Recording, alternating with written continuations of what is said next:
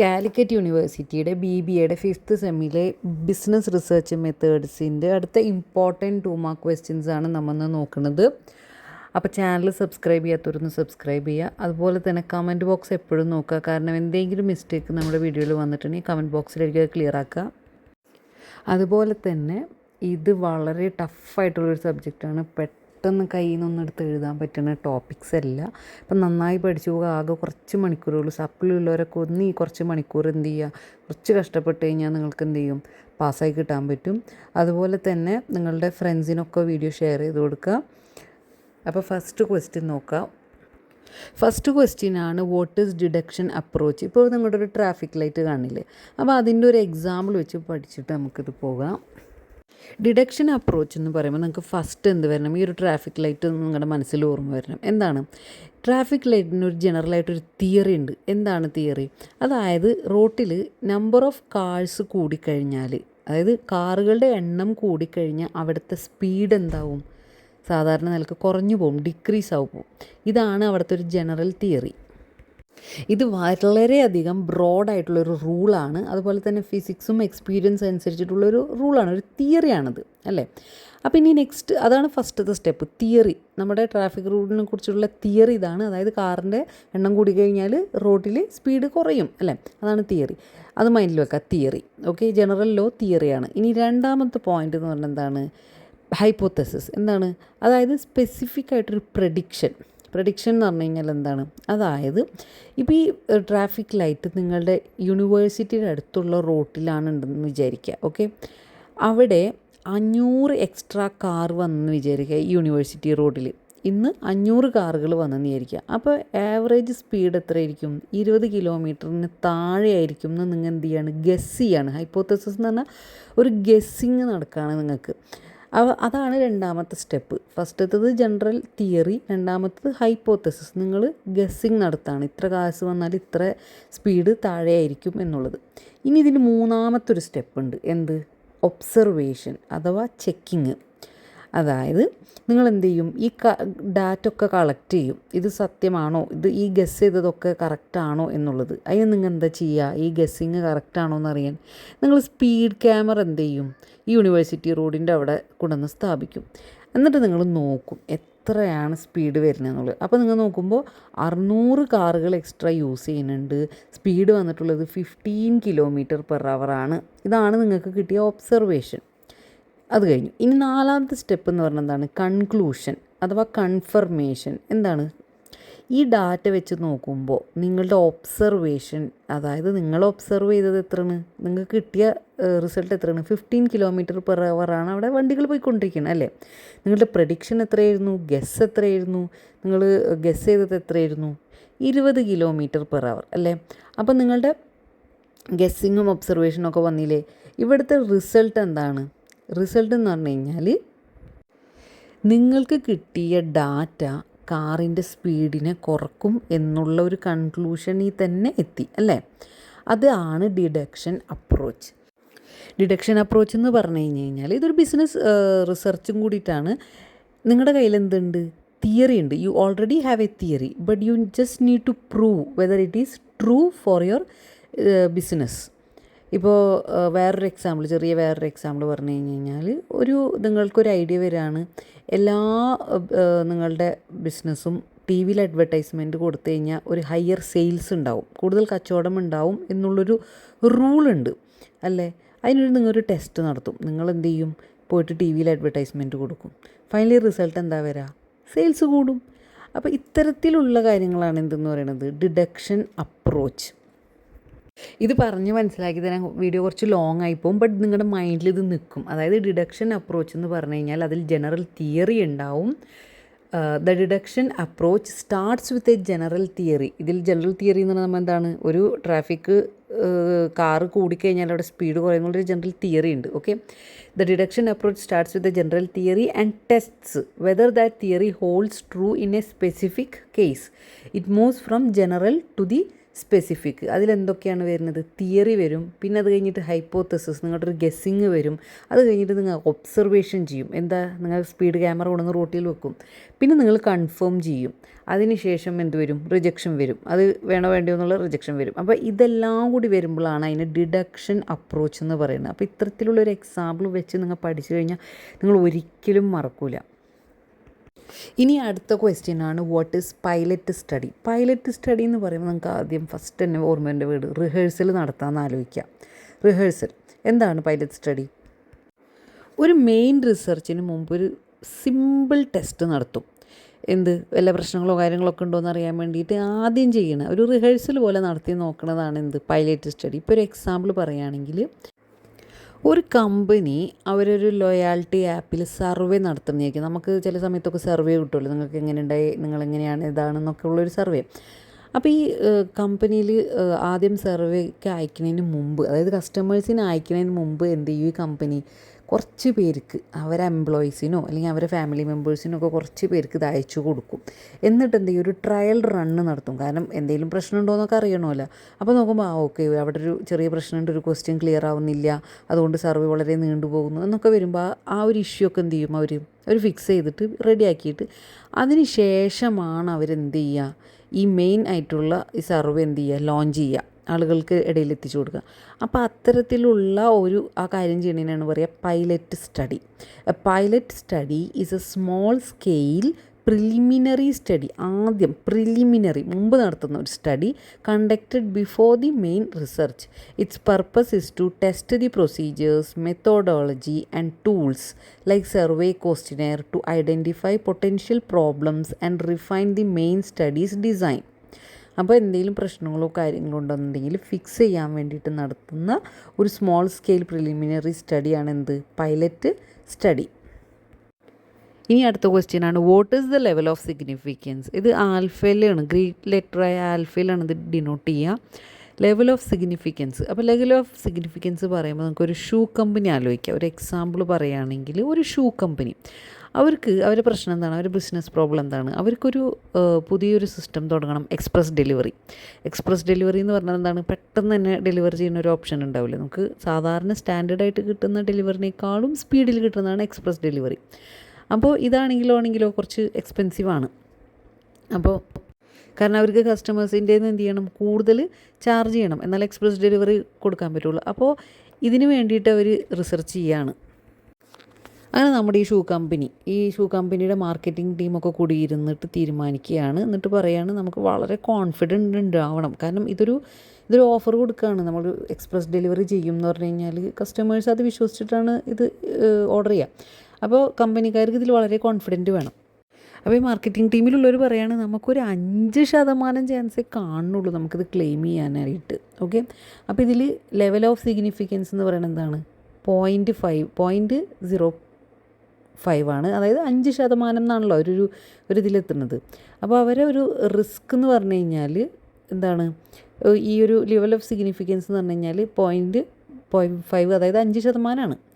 ഇനി അടുത്തതിൽ കാണും, ഒരു നെക്സ്റ്റ് സ്റ്റെപ്പിലേക്ക് പോണതാണ് പി വാല്യൂ എന്ന് പറഞ്ഞാൽ ടെസ്റ്റ് ചെയ്ത് നടത്തും. അവരെന്ത് ചെയ്യും, ഒരു 100 ഓർഡർ എക്സ്പ്രസ് ഡെലിവറിയിലും 100 ഓർഡർ ഷൂവിൻ്റെ ഓർഡർ സ്റ്റാൻഡേർഡ് ഡെലിവറിയിലും കൊടുക്കും. എന്നിട്ട് ഡെലിവറി ഒന്ന് ട്രാക്ക് ചെയ്ത് നോക്കും. അങ്ങനെ അവർക്കൊരു റിസൾട്ട് കിട്ടും. എന്താണ്, എക്സ്പ്രസ് ഡെലിവറി എന്ന് പറഞ്ഞു കഴിഞ്ഞാൽ നമ്മൾ പറഞ്ഞ ഉദ്ദേശിച്ച സ്പീഡ് ഡെലിവറി ഉണ്ടല്ലോ, ഒരു ദിവസം ഫാസ്റ്ററാണ്, അതായത് സ്പീഡിൽ ഒരു ദിവസം മുന്നേ കിട്ടും. അങ്ങനെ അവരെന്ത് ചെയ്യും, ഒരു സ്റ്റാറ്റിസ്റ്റിക്കൽ കാൽക്കുലേഷൻ നടത്തും ഈ പി വാല്യൂയുടെ. അപ്പോൾ ഈ പി വാല്യൂ അനുസരിച്ചിട്ട് അവർക്ക് എന്ത് ചെയ്യും, ഒരു ദിവസം മുന്നേ എന്ത് ചെയ്യും, ഈ സംഭവം റെഡിയായി കിട്ടും, ആൾക്കാർക്ക് സാധനം കയ്യിൽ കിട്ടും എന്നുള്ള ഒരു വാല്യൂവിലേക്ക് അവർ എത്തുകയാണ് ചെയ്യണത്. ശരിക്കുള്ള റിസ്ക് എത്രയായിരുന്നു, 8% പക്ഷേ ഇവരെന്ത് ചെയ്യുന്നുണ്ട്, 5% എത്തുന്നുണ്ട്. അങ്ങനെ ഫൈനലി ഇവരെന്ത് ചെയ്യണം, ഇവർക്ക് സമാധാനമായി, എക്സ്പ്രസ് ഡെലിവറി എന്താണ്, സ്റ്റാറ്റിസ്റ്റിക്കലി ഫാസ്റ്റർ ആവാണ് എന്നൊരു റിസൾട്ടിലേക്ക് ഇവർ എത്തുകയാണ്. അപ്പോൾ level of significance is what they gave the rule for making that final decision എന്നാണ്. The level of significance which is written in alpha is the risk you are willing to take that will be wrong when you decide a research result is true. ഇത് സിമ്പിളായിട്ടുള്ളൊരു ആൻസറാണ്, അതായത് ഒന്നും എഴുതാൻ കിട്ടാത്തവർക്ക് എഴുതാൻ പറ്റിയത്. പക്ഷേ ഇതിലത്തെ കീവേഡ്സ് ഒക്കെ ഉണ്ടാവും, അത് വെച്ചിട്ട് എഴുതുന്നതാണ് ഏറ്റവും ബെറ്റർ. ഇങ്ങനെയാണ് നിങ്ങൾ പഠിച്ചു പോകേണ്ടത്. The level of significance which is denoted as alpha is A pre determined probability threshold that determines whether the results of a statistical test are considered statistically significant. In hypothesis testing, it is the maximum risk we are willing to take of incorrectly rejecting a true null hypothesis. ഇതിൽ pre determined probability threshold എന്ന് പറഞ്ഞു കഴിഞ്ഞാൽ, pre determined എന്ന് പറഞ്ഞാൽ എന്താണ്? Decided, മുന്നേ നിശ്ചയിച്ചത് അല്ലെങ്കിൽ അഡ്വാൻസ് ആയിട്ട് നമ്മൾ സെറ്റ് ചെയ്ത് വെച്ചതിനെയാണ് പ്രീ ഡിറ്റർമൈൻഡ് എന്ന് പറയുന്നത്. അതായത് ബിഫോർ ആദ്യമേ നിങ്ങൾ എന്ത് ചെയ്യും? ചൂസ് ചെയ്ത് വെക്കുന്നത്. ഇനി പ്രോബബിലിറ്റി എന്ന് പറഞ്ഞതാണ് ചാൻസ്, ആ ഇവൻറ്റ്, ആ സംഭവം നടക്കാൻ വേണ്ടിയിട്ടുണ്ടാവുന്ന ചാൻസിനെയാണ് പ്രോബബിലിറ്റി എന്ന് പറയുന്നത്. ചിലപ്പോൾ ലക്ക് കൊണ്ടാവാം ഇതൊക്കെ നടക്കുന്നത്, പ്രോബബിലിറ്റി. ഇനി ത്രിഷോൾഡ് എന്ന് പറഞ്ഞാൽ എന്താണ്? ത്രിഷോൾഡ് എന്ന് പറഞ്ഞാൽ ലിമിറ്റ്, ബൗണ്ടറി അല്ലെങ്കിൽ ഒരു കട്ട് ഓഫ് പോയിൻ്റ് എന്നാണ് ത്രിഷോൾഡ് എന്ന് പറയുന്നത്. അപ്പോൾ it is A pre determined, മുന്നേ നിശ്ചയിച്ചിട്ടുള്ള പ്രോബബിലിറ്റി, ചാൻസസ്, ത്രിഷോൾഡ്, ഒരു ലിമിറ്റ് അല്ലെങ്കിൽ ഒരു boundary that determines whether the results of the statistical test are considered statistically significant. അപ്പോൾ ഈ ആൻസറാണ് നിങ്ങൾ എഴുതേണ്ടത്, എന്നാലേ നിങ്ങൾക്ക് മാർക്ക് വീഴുള്ളൂ. കാരണം ഈ കീവേഡ്സ് ഇപ്പോൾ ത്രിഷോൾഡെന്നോ പ്രോബബിലിറ്റിന്നോ ഹൈപ്പോത്തസിന്നോ ഉള്ള കീവേഡൊക്കെ കാണുമ്പോഴായിരിക്കും മാർക്ക് വീഴുക. അപ്പോൾ ഇത് തന്നെ കാണാണ്ട് പഠിച്ചിട്ട് എഴുതുക. അടുത്ത ക്വസ്റ്റ്യനാണ് what is an interview schedule. Interview schedule എന്ന് പറഞ്ഞാൽ എന്താണ്? ഒരു ഡോക്യുമെൻ്റ് ആണ്, അതിൽ സെറ്റ് ഓഫ് ക്വസ്റ്റ്യൻസ് ഉണ്ടാവും, ഇൻ്റർവ്യൂവർ ചോദിക്കാൻ വെച്ചിരിക്കുന്ന ക്വസ്റ്റ്യൻസ്. ഇപ്പോൾ എക്സാമ്പിൾ പറയുകയാണെങ്കിൽ, ഇപ്പോൾ ഒരു സ്മാർട്ട് വാച്ച് കമ്പനി അവർക്ക് അവരെ കസ്റ്റമേഴ്സിൽ നിന്ന് അറിയണം എന്തിനാണ് നമ്മുടെ സ്മാർട്ട് വാച്ച്, ഇപ്പോൾ സ്വിഫ്റ്റ് ടൈം അങ്ങനെ ഇടാം. ഓക്കെ, സ്വിഫ്റ്റ് ടൈം കമ്പനിയുടെ സ്മാർട്ട് വാച്ച് നിങ്ങൾ എന്തിന് യൂസ് ചെയ്യുന്നു? അപ്പോൾ സെറ്റ് ഓഫ് ക്വസ്റ്റ്യൻസ് ഇവയ്ക്ക് ഈ കസ്റ്റമേഴ്സിന് അയച്ചു കൊടുക്കുന്നതിന് മുമ്പ് സെറ്റ് ഓഫ് ക്വസ്റ്റ്യൻസ് ഉണ്ടാവും. നിങ്ങൾ ഇതിൽ ഈ വാച്ചിലത്തെ ഏതാണ് ഏറ്റവും കൂടുതൽ യൂസ് ചെയ്യണത്? ഹാർട്ട് റേറ്റ് ആണോ, മറ്റ് എന്താ പറയുക, നടക്കുന്ന ആപ്പാണോ, അങ്ങനെ പല സെറ്റിങ്സും ഉണ്ടാവില്ലേ. അപ്പോൾ അതിൽ ഓരോ തരം ക്വസ്റ്റ്യൻസും എന്ത് ചെയ്യും? കസ്റ്റമേഴ്സിനോട് ചോദിക്കും. അതേപോലെ തന്നെ നിങ്ങളുടെ പർച്ചേസ് കഴിഞ്ഞിട്ട് ഏറ്റവും നിങ്ങൾക്ക് ഇഷ്ടപ്പെട്ട കാര്യം, അങ്ങനെ കുറേ കാര്യങ്ങൾ, കുറേ സെറ്റ് ഓഫ് ക്വസ്റ്റ്യൻസ് ഉണ്ടാവും. അപ്പോൾ അത്തരത്തിലുള്ള ആ സെറ്റ് ഓഫ് ക്വസ്റ്റ്യൻസിനാണ് എന്തെന്ന് പറയുന്നത്? An interview schedule. An interview schedule is A formal written document containing A list of questions that an interviewer must ask during A structured interview. It ensures that the interviewer covers the same topics and asks questions in the same order for every interview, making the data comparable. Same questions ഉണ്ടെങ്കിൽ അവർക്ക് എന്ത് ചെയ്യാൻ പറ്റുള്ളൂ? Data compare ചെയ്ത് നോക്കാൻ പറ്റുള്ളൂ, ആർക്ക് എന്തൊക്കെയാണെന്നുള്ളത്.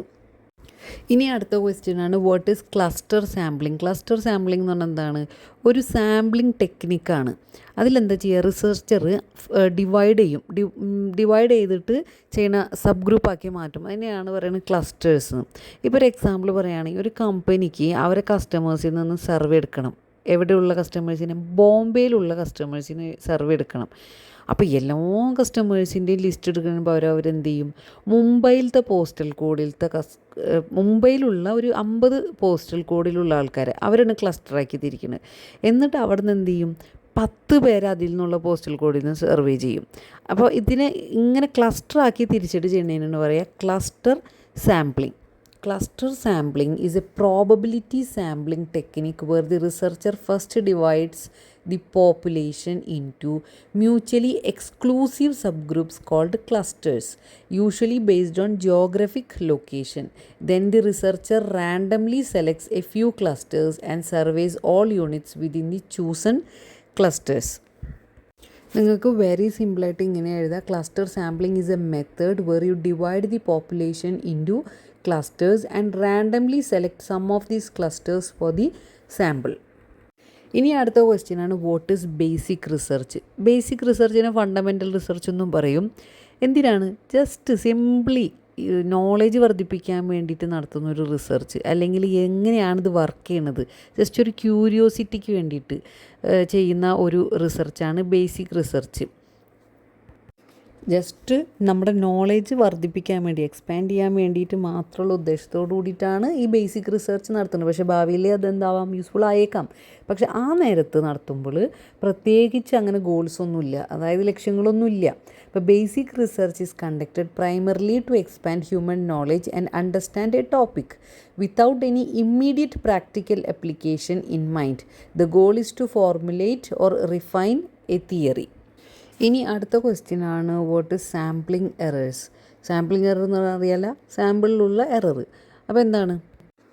ഇപ്പോൾ ഇതൊരു എക്സാമ്പിൾ പറയുകയാണെങ്കിൽ, ഒരു ഷൂ കമ്പനി, ആ ഷൂ കമ്പനി എന്ന് പ്രഡിക്റ്റ് ചെയ്യുകയാണ് അടുത്ത കൊല്ലത്തെ നമ്മുടെ ഷൂവിൻ്റെ ഏറ്റവും ബെസ്റ്റ് കളർ, അതായത് ആൾക്കാർ ചൂസ് ചെയ്യാൻ ഇഷ്ടപ്പെടുന്ന ഏറ്റവും ബെസ്റ്റ് കളർ ഏതായിരിക്കും എന്നുള്ള ഒരു പ്രശ്നമാണ് അവർക്കുള്ളത്. അപ്പോൾ അവരെന്ത് ചെയ്യാണ്, അവരെ മൊത്തത്തിലുള്ള അവരെ സിറ്റിയിലുള്ള പോപ്പുലേഷനിൽ 100,000 ടീനേജേഴ്സാണുള്ളത്. ഓക്കെ, പക്ഷേ ഇവർ പോയിട്ട് സാമ്പിൾ എടുക്കുന്നത് ഒരു 500 ടീനേജേഴ്സിൽ നിന്നാണ്. സാമ്പിൾ എടുക്കാൻ പറഞ്ഞാൽ എന്താണ്, സർവേ നടത്തും 500 ടീനേജേഴ്സിൻ്റെ അടുത്ത്. അപ്പോൾ ഈ 500 ടീനേജേഴ്സിൻ്റെ അടുത്തിൽ സർവേ എടുക്കുമ്പോൾ എന്ത് ചെയ്യും, അവർ ഒരു കളർ പറയും, ഇപ്പോൾ ഗ്രീൻ. ഓക്കെ, അപ്പോൾ അവർക്ക് എന്ത് ചെയ്യും, ഗ്രീൻ എന്നുള്ളൊരു ആൻസർ കിട്ടും.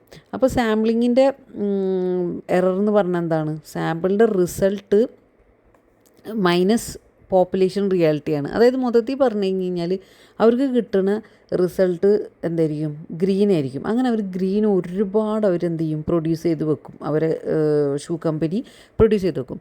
പിന്നത്തെ കൊല്ലം നോക്കുമ്പോൾ കാണാൻ അത്രക്ക് അങ്ങോട്ട് പോയിട്ടുണ്ടാവില്ല, ഈ സാധനം അവിടെ കെട്ടിക്കെടുക്കുന്നുണ്ടാവും.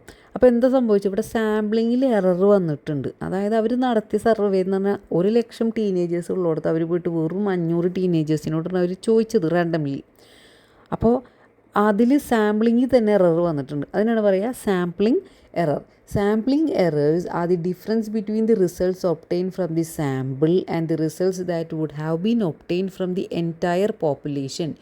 It occurs because a sample is not a perfect representation of the population. മൊത്തത്തിലുള്ള പോപ്പുലേഷനൊന്നും അവർ സർവേ എടുത്തിട്ടില്ല, അവർ ആകെ കുറച്ച് 500 പേരെടുത്തിന് സർവേ എടുത്തിട്ടുള്ളൂ. അപ്പോൾ അതിൽ വരുന്ന ഒരു എററാണ് എന്ത്, സാമ്പിളിംഗ് എറർ. ഇനി ഒന്നും പഠിക്കാൻ പറ്റാത്തവർക്ക് സിമ്പിളായിട്ട് ഇത് എഴുതി വെക്കാം. പക്ഷേ 2 മാർക്കിൻ്റെ ക്വസ്റ്റ്യൻ ആകുമ്പോൾ കുറച്ച് നല്ലോണം എഴുതണം. പക്ഷേ ഇത് ഒന്നും പഠിക്കാൻ പറ്റാത്തവർക്ക് ഇതെങ്കിലും എഴുതി വെക്കാം. സാമ്പിളിംഗ് എറേഴ്സ് ഒക്കെ when the sample doesn't accurately represent the population. ഇനി അടുത്ത ക്വസ്റ്റ്യൻ ആണ്, വാട്ട് ഈസ് ഹൈപ്പോത്തസിസ്. ഹൈപ്പോത്തസിസ് എന്ന് പറഞ്ഞാൽ അപ്പം നിങ്ങൾക്ക് ഓർമ്മ വരണം എന്ത്, ഒരു ഗസ് വർക്കാണ്. ഇപ്പോൾ ഒരു എക്സാമ്പിൾ നോക്കുകയാണെങ്കിൽ, വലിയൊരു റെസ്റ്റോറൻറ്റ്, ബർഗർ ഷോപ്പ്. ഓക്കെ, അവർക്ക് എന്ത് ചെയ്യണം, കസ്റ്റമറിൻ്റെ ഓർഡർ കൂട്ടണം. അപ്പോൾ അവരെ പ്രശ്നം എന്താണ്, പ്രശ്നം എന്ന് പറഞ്ഞാൽ എന്താണ്, ഒബ്സർവേഷൻ. കസ്റ്റമേഴ്സ് ലൈനിൽ നിൽക്കുമ്പോൾ അവർ മെനു ബോർഡിലേക്ക് നോക്കും, പക്ഷേ ഓർഡറൊന്നും അത്ര കാര്യമായിട്ട് വരുന്നില്ല. അത് അവരൊരു ഒബ്സർവേഷനാണ്, അവരൊരു പ്രോബ്ലമാണ്. രണ്ടാമത്തേലാണ് ഹൈപ്പോത്തസിസ് വരുന്നത്. എന്താണ് ഹൈപ്പോത്തസിസ് എന്ന് പറഞ്ഞാൽ, ഒരു ഗസ് നടത്താണ്. നമ്മുടെ മാർക്കറ്റിംഗ് മാനേജർ എന്ത് ചെയ്യാണ്, അയാളൊന്ന് ഗസ് ചെയ്യാണ്. അതായത് മെനു ബോർഡ് ഒന്ന് വളരെ സിമ്പിളാക്കുകയും വളരെ ലാർജ് വലിയ സൈസാക്കുകയും വളരെ ഹൈ ക്വാളിറ്റി ഉള്ള പിക്ചേഴ്സ് യൂസ് ചെയ്തിട്ടുണ്ടെങ്കിൽ കസ്റ്റമേഴ്സ് കൂടുതൽ നല്ല പ്രീമിയം ആയിട്ടുള്ള ഐറ്റംസൊക്കെ ഓർഡർ ചെയ്യും എന്ന് അയാൾ എന്ത് ചെയ്യാണ്, ഒരു ഗസ് വർക്ക് നടത്തുകയാണ്. ഇതിനാണ് പറയുന്നത് ഹൈപ്പോത്തസിസ് എന്നുള്ളത്. അതായത് ഈ ഹൈപ്പോത്തസിസിൽ എന്തുണ്ട്, ഒരു പോസിറ്റീവായിട്ടുള്ള റിലേഷൻഷിപ്പ് ഉണ്ട്. എന്തെന്ന്, അതായത് നല്ല ഹൈ ക്ലാരിറ്റി ഉള്ള ഫുഡ് ഇമേജസ് നമ്മുടെ മെനു ബോർഡിൽ വെച്ച് കഴിഞ്ഞാൽ, ഇതിന് വേരിയബിൾസ് എന്നൊക്കെ പറയേ. അതായത് ഇപ്പോൾ ഈ ഫുഡ് ഇമേജസ് ആണ് വേരിയബിൾ, ഒരു വേരിയബിൾ. ഓർഡറിൻ്റെ വാല്യൂ കൂടും, അത് അടുത്ത വേരിയബിളാണ്. അപ്പോൾ ഇതൊക്കെ കഴിഞ്ഞിട്ട് ഈ ഹൈപ്പോത്തസിസ് ടെസ്റ്റ് ചെയ്യാണ്, അതായത് ഒരു എക്സ്പെരിമെൻ്റ് റൺ ചെയ്യണം. എന്താണ്, അതായത് അവരെ 10 സ്റ്റോഴ്സിൽ എന്ത് ചെയ്യും, പണ്ടത്തെ മെനു ബോർഡ് മാത്രമായിട്ട് വെക്കും. പുതിയ ടെസ്റ്റ് ചെയ്യും. എങ്ങനെ, അതായത് വേറെ 10 സ്റ്റോഴ്സിലൊരു ഈ പുതിയ ടെസ്റ്റ് എന്ന് പറഞ്ഞാൽ എന്താണ്, ഈ വലിയ ക്ലാരിറ്റിയുള്ള പിക്ചേഴ്സും നല്ല അടിപൊളിയായിട്ടുള്ള മെനു ബോർഡും വേറെ 10 സ്റ്റോറിൽ എന്ത് ചെയ്യാണ്, ഇത് വെക്കണം. അങ്ങനെ ഒരു മാസം അവർ ചെയ്ത് നോക്കിയിട്ട് അവർ കമ്പയർ ചെയ്യും. ഈ 10 ഷോപ്പിലത്തെ ഓർഡേഴ്സ് എടുത്ത് നോക്കും എങ്ങനെയൊക്കെയാണ്. അങ്ങനെ അവർ നോക്കിക്കഴിയുമ്പോൾ അവരൊന്ന് കമ്പയർ ചെയ്യും. അപ്പോൾ സെയിൽസ് കൂടിയിട്ടുണ്ടെങ്കിൽ അതിൻ്റെ അർത്ഥം എന്താണ്, ഹൈപ്പോത്തസിസ് സപ്പോർട്ടായി. സെയിൽസ് ഒന്നും കൂടിയിട്ടില്ല എന്നാണ് ഈ ഹൈപ്പോത്തസിന് എന്തായി, റിജക്റ്റഡ് ആയി എന്നാണ് അർത്ഥം. അപ്പോൾ ഇത്തരത്തിലുള്ളൊരു ഗസ് ചെയ്തിട്ട് ചെയ്യുന്നൊരു റിസർച്ചിനെയാണെന്ന് പറയുന്നത് hypothesis. Hypothesis is a tentative testable statement about the relationship between two or more variables. It is an informed guess or prediction that the research is designed to either support or refute. Refute എന്ന് പറഞ്ഞാൽ reject. 2-3 variables ഉണ്ടാവും. ഞാൻ പറഞ്ഞില്ലേ burger ഷോപ്പിലത്തെ സെയിൽസും burger ഷോപ്പിൽ വെക്കുന്ന ആ menu ബോർഡും തമ്മിലുള്ള വേരിയബിൾസാണ്. 1-2 വേരിയബിളാണ്, അവർ കണക്റ്റഡ് ആണ്. അപ്പോൾ ഇതാണ് ഹൈപ്പോത്തസിസ്. ഇനിയത്തെ ക്വസ്റ്റ്യനാണ് what is primary data. Primary data എന്ന് പറഞ്ഞാൽ വെരി സിമ്പിളാണ്. അതായത് ഫസ്റ്റ് കിട്ടുന്ന ഡാറ്റേനെയാണ് എന്തെന്ന് പറയുക, പ്രൈമറി ഡാറ്റ എന്ന് പറയുന്നത്. ഫസ്റ്റ് നിങ്ങൾക്കൊരു റിസർച്ച് നടത്തുമ്പോൾ നിങ്ങൾ ഫസ്റ്റ് കിട്ടുന്ന ഒരു ഡാറ്റയാണ് primary data. Primary data is original information that A researcher collects first hand specifically for their current research project. ഇപ്പോൾ ഒരു എക്സാമ്പിൾ പറയുകയാണെങ്കിൽ ഒരു സ്റ്റുഡൻറ്റ് പോയിട്ട് എന്ത് ചെയ്യണം, ഒരു പാർക്ക് ഉണ്ടാക്കുന്നതിനെ കുറിച്ചിട്ട് ഒരു റിസർച്ച് നടത്തുന്നത്. അപ്പോൾ ഈ സ്റ്റുഡൻറ്റ് പോയിട്ട് അവിടെ അടുത്തുള്ള അയൽവാസികളെടുത്തും അവിടെ അടുത്തുള്ള ആൾക്കാരുടെ അടുത്തൊക്കെ പോയിട്ട് എന്ത് ചെയ്യും, അവരൊക്കെ ഒന്ന് ഇൻ്റർവ്യൂ ചെയ്ത് അവർക്കൊക്കെ ഒന്ന് സർവേ നടത്തി നോക്കിയിട്ട് അവിടെ താമസക്കാരിൽ നിന്നെല്ലാ ഡാറ്റ ഒക്കെ കളക്ട് ചെയ്യും. അപ്പോൾ ആ ചെയ്ത ആ ഫസ്റ്റത്തെ ഡാറ്റ എന്ന് പറയുന്നത് എന്തെന്ന്, ഈ ഇൻ്റർവ്യൂസും ഈ ട്രാൻസ്ക്രിപ്റ്റ്സ് ഇതൊക്കെ എല്ലാം ഫസ്റ്റത്തെ ഡാറ്റയാണ്. അപ്പോൾ അതിനാണ് പറയുക പ്രൈമറി ഡാറ്റ. ഇനി അടുത്ത ക്വസ്റ്റ്യനാണ് വാട്ട് ഈസ് വേരിയബിൾസ്. വേരിയബിൾസ് എന്ന് പറഞ്ഞാൽ എന്താണ്, സംതിങ് ദാറ്റ് വേരീസ്. അതായത് ഇപ്പോൾ ഒരു റിസർച്ചൊക്കെ നടത്തുമ്പോൾ എന്ത് ചെയ്യും, പല ഘടകങ്ങളുണ്ടാവും. ഇപ്പോൾ ഒരു എക്സാമ്പിൾ പറയുകയാണെങ്കിൽ ഉറക്കം നമ്മുടെ എക്സാമിൻ്റെ സ്കോറിന് എത്രമാത്രം ബാധിക്കും എന്നുള്ളതിൽ അതിലത്തെ വേരിയബിൾസ് എന്താണ്, ഉറക്കത്തിൻ്റെ സമയം, എക്സാമിൻ്റെ സ്കോറ് അതൊരു വേരിയബിളാണ്. ചിലപ്പോൾ ഏജ് വേറൊരു വേരിയബിളാവാം, ചിലപ്പോൾ ജെൻഡർ വേറൊരു വേരിയബിളാവാം. അങ്ങനെ പലതരത്തിലുള്ള ഒരു നമ്പറോ ക്വാണ്ടിറ്റിയോ സ്വഭാവമോ എന്തോ ആവാം, measured or counted. A variable is any characteristic, number or quantity that can be measured or counted and that can take on different values in a research study is called a variable. അടുത്ത question ആണ് what is ratio scale. Ratio scale എന്ന് പറയുമ്പോൾ അപ്പം നിങ്ങൾക്ക് 0 എന്ന് ഓർമ്മ വരണം. 0 എന്താണ്, ഇപ്പോൾ ഒരു എക്സാമ്പിൾ പറഞ്ഞു നോക്കാം. നമ്മുടെ ഷെഫ് റോബർട്ട് എന്ത് ചെയ്യാണ്, ഒരു 50 കേക്ക് ഉണ്ടാക്കണം. ഓക്കെ, അപ്പോൾ അയാൾ മറ്റേ ഡിജിറ്റൽ സ്കെയിലിൽ അളക്കണ സംഭവം അത് വെച്ചിട്ട് നോക്കിയിട്ട് ഫസ്റ്റ് അതെന്ത് ചെയ്യണം, വെച്ച് നോക്കുകയാണ്. എന്നിട്ട് ഇൻഗ്രീഡിയൻസ് ഇതിലിടേണ്ട മൈദയും പൊടിയും സാധനങ്ങളും പഞ്ചസാരമൊക്കെ അളക്കാണ്. അപ്പോൾ ആദ്യം തുടങ്ങുന്നതിന് മുമ്പ് അയാൾ നോക്കുമ്പോൾ എന്തായിരിക്കും, ഈ സ്കെയിലിൽ എന്താ കാണിക്കുക, 0 ആണ് കാണിക്കുക. 0 എന്ന് പറഞ്ഞാൽ അവിടെ എന്താ, അവിടെ ഒന്നുമില്ല. There is no mass, absolutely no mass. അപ്പോൾ ആ 0 എന്ന് പറഞ്ഞത് എന്താണ്, അവിടെ ഭയങ്കര ഒരു ക്രൂഷ്യലായിട്ടുള്ളൊരു കാര്യമാണ്. അതായത് 0 ഗ്രാം എന്ന് പറഞ്ഞു കഴിഞ്ഞാൽ ടോട്ടലായിട്ട് അവിടെ ഒന്നുമില്ല, ആബ്സെൻസ് ഓഫ് ദി ഇൻഗ്രീഡിയൻ്റ് ആണ്. പക്ഷേ നേരെ മറിച്ച് അയാൾ പഞ്ചസാരയും മാവൊക്കെ ഇടുകയാണെങ്കിൽ പഞ്ചസാര 5000 ഗ്രാം, ഷുഗർ 2500 ഗ്രാം. അപ്പോൾ അയാൾ കാൽക്കുലേറ്റ് ചെയ്യുകയാണ്, 5000ൻ്റെ പകുതിയാണ് വരുന്നത് 2500, അത്തരത്തിലുള്ള കാൽക്കുലേഷൻ വരികയാണ്. അപ്പോൾ ഇവിടെ 0 എന്ന് പറഞ്ഞാൽ എന്താണ്, no ingredient. The weight is ratio scale measurement. ആ സ്ഥലത്തിനെയാണ്, ആ ടൈമിലാണ് എന്തെന്ന് പറയുക, റേഷ്യോ സ്കെയിൽ മെഷർമെൻറ്റ്. അബ്സല്യൂട്ട്ലി 0. അപ്പോൾ the ratio scale is the most precise level of measurement. It has all the properties of the previous scales, nominal, ordinal and interval, plus A meaning true 0 point that indicates the complete absence of the quantity being measured. അതാണ് അതിലത്തെ keyword. True 0 point ആണ് എന്ത്, ratio scale. ഇനി അടുത്ത question ആണ് what is research gap. Research gap എന്ന് പറഞ്ഞാൽ ഒരു അൺആൻസേർഡ് ക്വസ്റ്റ്യൻ ആണ്, അല്ലെങ്കിൽ മിസ്സിങ് പീസ് ഓഫ് ഇൻഫർമേഷൻ. അതിനെക്കുറിച്ച് യാതൊരുവിധ ഇൻഫർമേഷനും ഇല്ല. അല്ലെങ്കിൽ ഒരു അണ്ടർ എക്സ്പ്ലോർഡ് ഏരിയ, അതിനെക്കുറിച്ചിട്ട് ആരും എന്ത് ചെയ്തിട്ടില്ല, കണ്ടുപിടിച്ചിട്ടൊന്നുമില്ല. അപ്പോൾ ഒരു എക്സാമ്പിൾ പറയുകയാണെങ്കിൽ, ഇപ്പോൾ നമ്മുടെ സോഷ്യൽ മീഡിയ യൂസ് ചെയ്യുമ്പോൾ ടീനേജേഴ്സിന് ഉണ്ടാവുന്ന ഇമ്പാക്റ്റ് എന്നുള്ള ഒരുപാട് റിസർച്ചുകളൊക്കെ നടന്നിട്ടുണ്ട്. പക്ഷേ അങ്ങനെയല്ല, ടീനേജേഴ്സിനെ കുറിച്ചിട്ടുള്ള റിസർച്ച്, അവരെ യൂസ് ഓഫ് സോഷ്യൽ മീഡിയ വലിയ വലിയ സിറ്റികളിൽ ഉള്ള ടീനേജേഴ്സിനെ കുറിച്ചിട്ട് റിസർച്ച് നടന്നിട്ടുണ്ട്. പക്ഷേ നമ്മുടെ വില്ലേജ് ഏരിയാസിലുള്ള വളരെ ഉള്ളിലത്തെ ഏരിയാസിൽ താമസിക്കുന്ന ടീനേജേഴ്സിനെ കുറിച്ചിട്ട്, അല്ലെങ്കിൽ ഫാമിങ് ചെയ്ത് ജീവിക്കുന്ന ആ ഏരിയയിലുള്ള കുട്ടികളെ കുറിച്ചിട്ടൊന്നും എന്ത് ചെയ്തിട്ടില്ല, സോഷ്യൽ മീഡിയ അവരെങ്ങനെ യൂസ് ചെയ്യുന്നു, അവർക്ക് ഇമ്പാക്റ്റ് ഉണ്ടോ എന്നുള്ള ഒരു റിസർച്ചൊന്നും ഇതുവരെയായിട്ടും ഉണ്ടായിട്ടില്ല. അപ്പോൾ അതിൻ്റെ അർത്ഥം അതാണ് റിസർച്ച് ഗ്യാപ്പ്. അതായത് പുതിയ പഠനങ്ങൾ വേണം അവിടെ. അതൊരു മിസ്സിങ് പീസ് ഓഫ് നോളജാണ്. അതിനാണ് പറയുക research gap. A research gap is an unanswered question, a missing piece of information or an underexplored area within a specific field of study. It's the point where existing research is insufficient and new research is needed. ഇനി അടുത്ത ക്വസ്റ്റ്യനാണ് what is sample. Sample എന്ന് പറഞ്ഞാൽ എന്താണ്? ഇപ്പോൾ ഒരു example പറയുകയാണെങ്കിൽ ഒരു കമ്പനിക്ക് അവർ 50,000 കസ്റ്റമേഴ്സ് ഉണ്ട് അവരെ പോപ്പുലേഷൻ. അതിൽക്ക് അവരൊരു പുതിയ പ്രൊഡക്റ്റ് കൊണ്ടുവരികയാണ്. അപ്പോൾ അവർ എല്ലാ 50,000 കസ്റ്റമറിനെയും കോൺടാക്ട് ചെയ്യുക എന്നുള്ള ഒരു എക്സ്പെൻസീവ് ആയിട്ടുള്ള കാര്യമാണ്. അപ്പോൾ അവരെന്ത് ചെയ്യും? ഒരു സാമ്പിളായിട്ട് ഒരു 500 കസ്റ്റമറിനെ അങ്ങോട്ട് സെലക്ട് ചെയ്യും. എന്നിട്ട് അവർക്ക് സർവേ അയച്ചു കൊടുക്കും. എന്താണ്, എങ്ങനെയാണ് നിങ്ങൾ ഈ പ്രൊഡക്റ്റ് യൂസ് ചെയ്യുക എന്നൊക്കെയുള്ളൊരു സർവേക്ക് വേണ്ടിയിട്ട് അവരെ സെലക്ട് ചെയ്യും. അപ്പോൾ ഇതിലാണ് എന്തെന്ന് പറയുന്നത്? സാമ്പിൾ 500 പേര്. അപ്പോൾ sample is A small manageable subgroup of a larger population that is selected to participate in a research study. ഇനി അടുത്ത ക്വസ്റ്റ്യൻ ആണ് what is nominal scale. Nominal scale എന്ന് പറഞ്ഞാൽ സിംപ്ലസ്റ്റ് ലെവൽ ഓഫ് മെഷർമെൻ്റ് ആണ്. അതായത് ഇപ്പോൾ ഒരു എക്സാമ്പിൾ പറയുകയാണെങ്കിൽ നിങ്ങളൊരു പാർക്കിംഗ് ലോട്ടിൽ കാറുകൾ കാറ്റഗറൈസ് ചെയ്യുകയാണ്. അതായത് ഒരു നോമിനൽ സ്കെയിൽ പറഞ്ഞു കഴിഞ്ഞാൽ ഓക്കെ, ഒരു സ്വിഫ്റ്റ് മോഡലുള്ള സെഡാൻ ടൈപ്പ് കാറുണ്ട്, 2 ട്രക്കിനെ നിങ്ങൾ കാറ്റഗറൈസ് ചെയ്യാണ്, 3 ഫോർച്യൂണർ പോലത്തെയോ അല്ലെങ്കിൽ SUV പോലത്തെ ആ കാറിനെ കാറ്റഗറൈസ്, അങ്ങനെ കാറ്റഗറൈസ് ചെയ്ത് പോവാണ്. ഇതിന് ജസ്റ്റ് ലേബിൾസ് ആക്കി മാറ്റുകയാണ്, വെറുതെ ലേബിൾ ഇടുകയാണ്, ഇത്ര കാറ് ഇത്ര എന്നുള്ളത്. അതിൻ്റെ അർത്ഥം ഈ കാർ ഇതിനേക്കാൾ ബെറ്റർ അല്ലെങ്കിൽ ഇതിനേക്കാൾ വലുത് അങ്ങനെയൊന്നുമില്ല. ജസ്റ്റ് കാറ്റഗറൈസ് ചെയ്ത് മാറ്റുക മാത്രമാണ് ചെയ്യണത്. അപ്പോൾ അതിനാണ് പറയണത് nominal scale. Nominal scale is the simplest level of measurement. It involves using numbers or labels simply to name, classify or categorise things with no order or rank implied. അവിടെ ആരാണ് വലുത് ചെറുത് അങ്ങനെയൊന്നുമില്ല. ജസ്റ്റ് ഒരു ലേബിൾസോ നെയിമായിട്ടോ നമ്പറായിട്ടോ കൊടുക്കുന്നതാണ്. ജസ്റ്റ് ഒന്ന് classify ചെയ്ത് മാറ്റാൻ മാത്രം.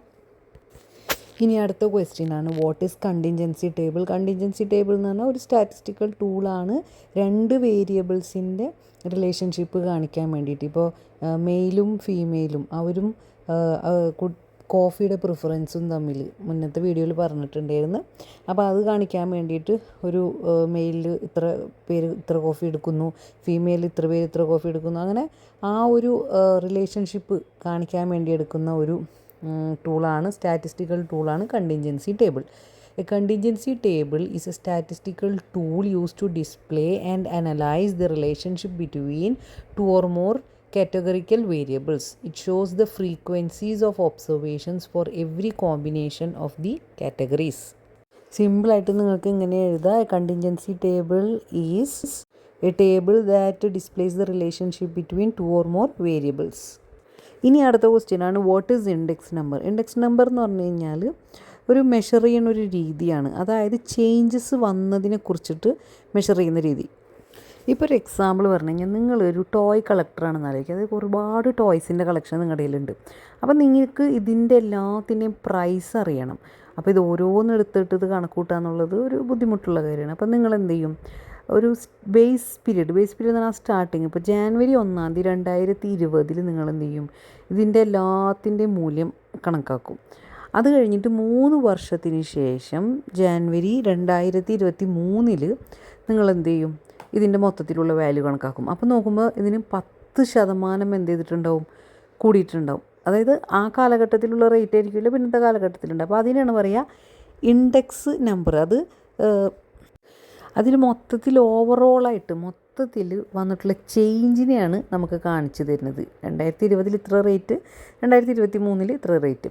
അപ്പോൾ index number is a statistical measure design to show the relative change in a variable like price, quantity or value over time period compared to the specific base period which is usually set to 100. ഈ base period എന്ന് ഉദ്ദേശിക്കുന്നത് നമ്മൾ തുടങ്ങുന്ന ആ ടൈമിലുള്ള പീരീഡിനെയാണ്. ഇപ്പോൾ 2020 നമ്മത് കണക്കൂട്ടാൻ തുടങ്ങിയെന്ന് വെച്ചാൽ അതാണ് ബേസ് പീരീഡ്.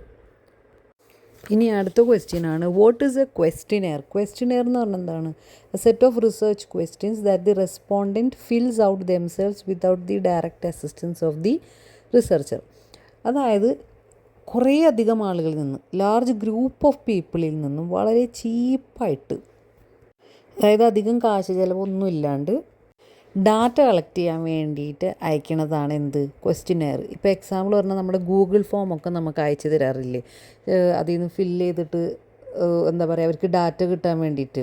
ഇപ്പോൾ ചില കമ്പനികൾ എന്ത് ചെയ്യും, ഗൂഗിൾ ഫോമിൽ കൂടി നമ്മൾക്ക് അയച്ചു തരും, ഒരു സർവേ പോലൊക്കെ അയച്ചു തരും. നിങ്ങൾ എന്തുകൊണ്ടാണ് ഇന്ന ആപ്പ് ഡിലീറ്റ് ആക്കണത്, അല്ലെങ്കിൽ നിങ്ങൾ എത്ര റേറ്റിംഗ് കൊടുക്കുന്നു, അല്ലെങ്കിൽ അതിൻ്റെ ഓരോ കാര്യങ്ങൾ എന്ത് ചെയ്യും ചോദിക്കുകയൊക്കെ ചെയ്യും. അപ്പോൾ അതുപോലെ അയക്കുന്ന ആ സംഭവത്തിനാണ് പറയുന്നത് ക്വസ്റ്റിനെയർ.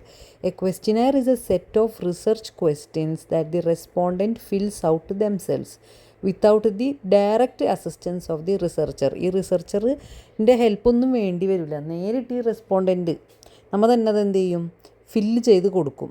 അപ്പോൾ അതാണ് ക്വസ്റ്റിനെയർ. അടുത്ത ക്വസ്റ്റ്യനാണ് വാട്ട് ഇസ് എ സ്കെഡ്യൂൾ. സ്കെഡ്യൂളും ഇതേപോലെ തന്നെയാണ്, നമ്മുടെ ക്വസ്റ്റിനെയർ പോലെ തന്നെയാണ്. പക്ഷേ ഇതിലൊരു പ്രത്യേകത ഉണ്ട്. ഇത് ഫില്ല് ചെയ്യണത് ആരായിരിക്കും, ഫില്ല് ചെയ്യണത് ട്രെയിൻഡ് ഇൻ്റർവ്യൂവർ ആയിരിക്കും. അത് അവരെ എന്യൂമറേറ്റർ എന്നും പറയും. അവരാണ് ക്വസ്റ്റ്യൻസ് ചോദിക്കുക, എന്നിട്ട് റെസ്പോണ്ടൻ്റ് ആണ് ഇത് ആൻസർ ഫില്ല് ചെയ്യുക. ഇപ്പോൾ ഒരു എക്സാമ്പിൾ പറഞ്ഞു കഴിഞ്ഞാൽ ഒരു റൂറൽ ബാങ്ക്, അതായത് കമ്മ്യൂണിറ്റി ബാങ്കൊക്കെ ഇല്ലേ, അതായത് നമ്മുടെ ഗ്രാമങ്ങളിലൊക്കെ ഉള്ള ബാങ്ക്, അവർക്ക് അവിടെ ഉള്ള ഫാമേഴ്സിൻ്റെ, കൃഷിക്കാരുടെ സാമ്പത്തിക സ്വഭാവം അറിയണമെന്നുണ്ടാവും, അവരെങ്ങനെയൊക്കെയാണ് കാശ് ചിലവാക്കുന്നതൊക്കെ. അപ്പോൾ അവർക്കൊന്നും ഇമെയിൽ അയച്ചിട്ടോ ക്വസ്റ്റിനെയർ ഇത് വഴി മെയിൽ ത്രൂ ഒന്നും അയച്ചിട്ടൊന്നും ഒരു കാര്യമില്ല.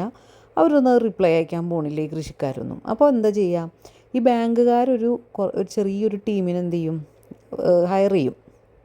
എന്നിട്ട് അവരോട് പറയും, അവരൊന്ന് ട്രെയിൻ ചെയ്യും. ട്രെയിൻ ചെയ്തിട്ട് എന്ത് ചെയ്യും, ഈ സ്കെഡ്യൂൾ കൊടുക്കും. സ്കെഡ്യൂൾ എന്ന് പറഞ്ഞു കഴിഞ്ഞാൽ എന്താണ്, ഒരു ഫോം, അതിൽ ഒരു പ്രിൻ്റായിട്ടുള്ളൊരു ഡോക്യുമെൻ്റാണ്. അതിൽ എന്തായിട്ടുണ്ടാവും, സ്ട്രക്ചർ ചെയ്ത് വെച്ച ക്വസ്റ്റ്യൻസ് ഉണ്ടാവും, റെഡി ആക്കി വെച്ച ക്വസ്റ്റ്യൻസ് ഉണ്ടാവും.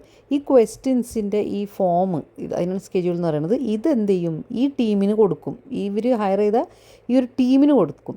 ഈ ടീമിലത്തെ മെമ്പേഴ്സ് പോയിട്ടാണ്, ഇപ്പോൾ എക്സാമ്പിൾ പറഞ്ഞു കഴിഞ്ഞാൽ ടീം മെമ്പർ മറിയ പോയിട്ട് നമ്മുടെ കൃഷിക്കാരൻ ഗോപിച്ചേട്ടൻ്റെ അടുത്ത് പോയിട്ട് കുറേ ക്വസ്റ്റ്യൻസൊക്കെ ചോദിച്ചിട്ട്, അതായത് ഇപ്പം നിങ്ങളൊരു മാസം എത്ര കാശിനാണ് ഇത് വിൽക്കുന്നത്, അങ്ങനെ അത്തരത്തിലുള്ള ക്വസ്റ്റ്യൻ ചോദിക്കുമ്പോൾ നമ്മുടെ ഗോപിച്ചേട്ടൻ ഒരു ആൻസർ പറയും. അപ്പോൾ ആ ആൻസർ ഒന്ന് എഴുതിയെടുത്ത് ഈ സ്കെഡ്യൂൾ ഫോമൊക്കെ ആര് ഫില്ല് ചെയ്യും, നമ്മുടെ മറിയ ഫില്ല് ചെയ്യും.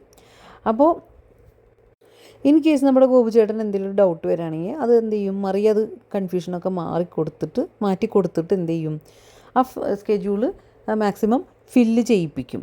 അപ്പോൾ ഇതിനാണ് പറയുന്നത് സ്കെഡ്യൂൾ എന്നുള്ളത്. അപ്പോൾ ക്വസ്റ്റിനെയറും സ്കെഡ്യൂളും തമ്മിലുള്ള വ്യത്യാസമുണ്ട്. ക്വസ്റ്റിനെയർ എന്ന് പറയുമ്പോൾ നമുക്ക് ഗൂഗിൾ ഫോം ആലോചിക്കാം, നമ്മൾ തന്നെ അത് ഫില്ല് ചെയ്യും, നമ്മൾക്കൊരു ഹെൽപ്പും വേണ്ട. പക്ഷേ സ്കെഡ്യൂൾ എന്ന് പറഞ്ഞു കഴിഞ്ഞാൽ ഒരു ട്രെയിൻഡ് ഇൻ്റർവ്യൂവർ വന്നിട്ടാണ് അത് ഫില്ല് ചെയ്ത് തരുന്നത്. അപ്പോൾ ഇത് 5 മാർക്കിൻ്റെ ക്വസ്റ്റ്യനായിട്ട് വരാറുണ്ട്. What are the difference between questionnaire and schedule. അല്ലെങ്കിൽ ഇത് സിമ്പിളായിട്ട് 2 മാർക്കായിട്ട് ക്വസ്റ്റിനെയറും 2 മാർക്കായിട്ട് സ്കെഡ്യൂളൊക്കെ ആയിട്ട് ചോദിക്കാം. അപ്പോൾ ഇതൊക്കെയാണ് നമ്മുടെ BBA ബിസിനസ് റിസർച്ച് മെത്തേഡ്സിൻ്റെ ഇമ്പോർട്ടൻറ്റ് 2 മാർക്ക് ക്വസ്റ്റ്യൻസ്. മുന്നത്തെ വീഡിയോ ഉണ്ട്, അതും കൂടി കാണുക. എല്ലാ 2 മാർക്ക് ക്വസ്റ്റ്യൻസും പച്ചവെള്ളമാതിരി പഠിക്കുക. അതുപോലെ തന്നെ ചാനൽ സബ്സ്ക്രൈബ് ചെയ്യാത്തൊരു സബ്സ്ക്രൈബ് ചെയ്യുക. അപ്പോൾ അടുത്ത വീഡിയോ ഇടുമ്പോൾ നിങ്ങൾക്ക് നോട്ടിഫിക്കേഷൻസ് കിട്ടും. പിന്നെ നിങ്ങളുടെ ഫ്രണ്ട്സിനൊക്കെ വീഡിയോ ഷെയർ ചെയ്ത് കൊടുക്കുക. നിങ്ങൾക്ക് ഇത് ഹെൽപ്ഫുൾ ആയിട്ടുണ്ടെങ്കിൽ എന്തെങ്കിലും കമൻറ്റ് ചെയ്യുക, ഒരു ലൈക്കും ചെയ്യുക. പിന്നെ ടെലിഗ്രാം ഗ്രൂപ്പിലും കൂടി ജോയിൻ ചെയ്ത് കഴിഞ്ഞാൽ നിങ്ങൾക്ക് അപ്ഡേറ്റ്സ് കിട്ടും. അപ്പോൾ നല്ലോണം പഠിക്കാൻ ഇനി കുറച്ച് മണിക്കൂറൊന്ന് ഇത്തിരി സ്പെൻഡ് ചെയ്ത് കഷ്ടപ്പെട്ട് കഴിഞ്ഞാൽ നിങ്ങൾക്ക് പാസ്സാവാൻ പറ്റും. അപ്പോൾ പിന്നെ ഇത് നിങ്ങളുടെ ലൈഫിനെ ബാധിക്കുന്ന ഒരു ടൈമാണ്. കാരണം 5th സെം എന്ന് പറഞ്ഞു കഴിഞ്ഞാൽ ക്രൂഷ്യൽ ടൈമാണ്. അപ്പോൾ നന്നായി പഠിക്കുക, നന്നായിട്ട് എക്സാം എഴുതുക. All the best.